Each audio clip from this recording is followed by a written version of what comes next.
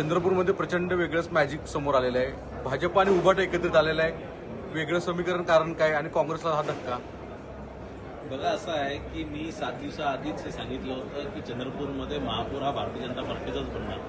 तो कोणासोबत बनणार, कसा बनणार याच्यावर भाष्य केलं नव्हतं, पण मला 100% ठाऊक होतं की काँग्रेस पक्ष तिथे महापौर बसू शकत नाही। जनतेने काँग्रेस पक्षाला बहुमत देऊन सुद्धा, जनतेने चंद्रपूर महानगरपालिकेमध्ये काँग्रेस पक्षाला सर्वात मोठा पक्ष करून सुद्धा ते सत्ता स्थापन करू शकले नाही। त्यांच्या आपसी भांडणामुळे तिथे निश्चितच भाजपला महापौर बसवण्यात यश आलं आणि त्यांचे भांडणं बघून, काँग्रेस पक्षातले आपसी भांडणं बघून कुठेतरी उभाठा पक्षांनी सुद्धा काँग्रेससोबत न जाता भारतीय जनता पार्टीसोबत जाणे पसंत केले आणि एक हा मोठा विजय भाजपचा जरी असला तरी हा काँग्रेसच्या तोंडावर मोठे एक चापराक आहे, कारण एक मोठी झापड काँग्रेसच्या याच्यावर मारण्यात आलेली आहे। कारण काँग्रेसला जनतेने मताधिक्य देऊन सुद्धा, काँग्रेसला मॅन्डेट देऊन सुद्धा काँग्रेस सत्ता बसू शकत नाही आणि हीच या महाराष्ट्र जनतेला ही गोष्ट ठाऊक होती आणि म्हणून काँग्रेसचे हाल महाराष्ट्रामध्ये झालेले। लोकांचा संघर्ष उभाटाबरोबर होता तरी तुम्ही एकत्रित आलेला आहे।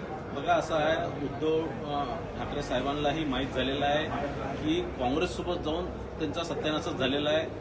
काँग्रेस ही विषकन्या आहे, जोही काँग्रेससोबत जाणार त्याचा सत्यानाशच होणार आणि ही गोष्ट उद्धव ठाकरे साहेबांना आता कळून चुकली आहे। तेही भाजपसोबत जवळीक करण्याचा प्रयत्न करतात आहे आणि चंद्रपूरचा महापौर बसून त्यांनी निश्चितच त्यांचे दरवाजे भारतीय जनता पार्टीसाठी उघडे केले तर भारतीय जनता पार्टीसोबत परत भारतीय जनता पार्टीसोबत हात मिळवणी करण्याचं काम या माध्यमातून त्यांनी सुरुवात केलेली आहे।